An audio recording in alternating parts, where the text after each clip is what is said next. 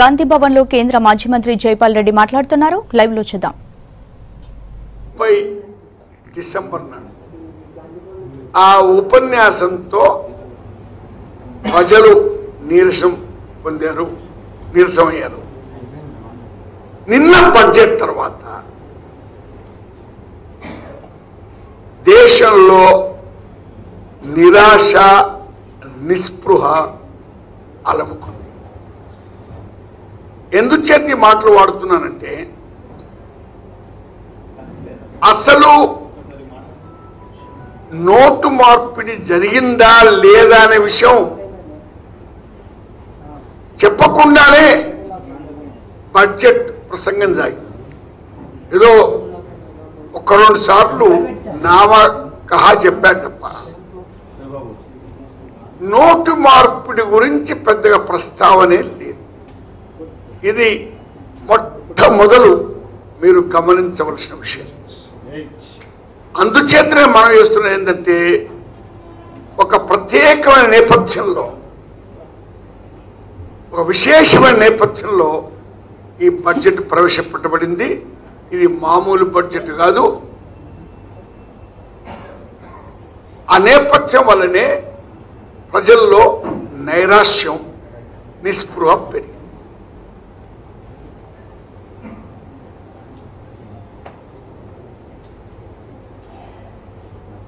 మొదలు ఈ డిమానిటైజేషన్ చేసినప్పుడు నరేంద్ర మోడీ గారు ఉబ్బారు.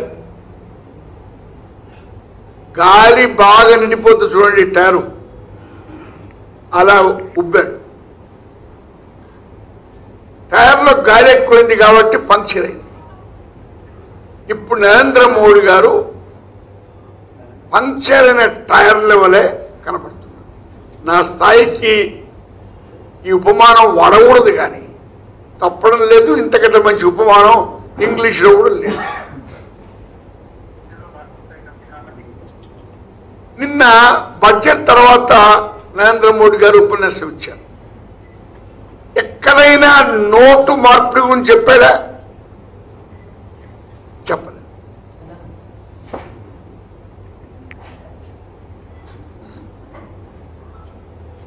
నిజానికి ఈ 2.5 సంవత్సరాల పాలన వల్ల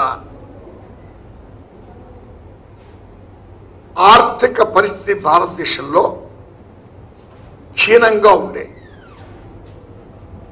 చాలా బలహీనపడుతుండే. మన పెట్టుబడులు తగ్గినాయి, బజార్లో కొనుగోలు తగ్గింది, దాన్ని వినియోగం అంటాం. కన్సంప్షన్ తగ్గింది, కొత్త పరిశ్రమలు లేనే లేవు, ఉద్యోగాలు తగ్గినాయి.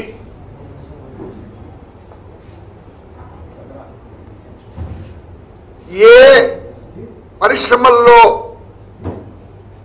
పూర్తి కెపాసిటీ యూటిలైజ్ కావడం లేదు. కొత్త పరిశ్రమలు రాకపోవడం కాదు, ఒక స్టీల్ ఫ్యాక్టరీకి ఇంత కెపాసిటీ ఉంటే ఆ స్టీల్ ఫ్యాక్టరీ ఆ కెపాసిటీ పూర్తిగా వాడతలేదు.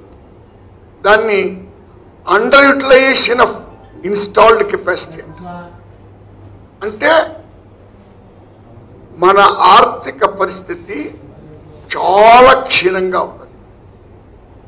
క్షీణంగా ఉన్న ఆర్థిక పరిస్థితిలో ఈ నోటు మార్పిడి పెట్టాడు.